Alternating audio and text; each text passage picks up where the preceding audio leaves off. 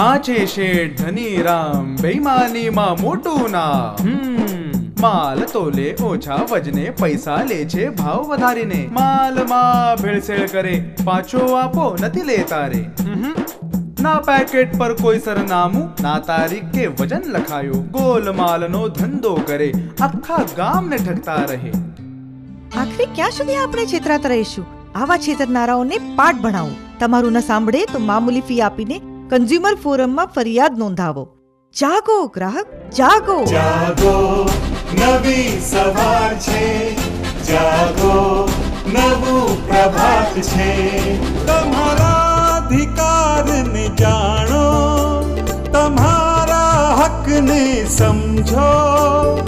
જાગો ગ્રાહક, જાગો.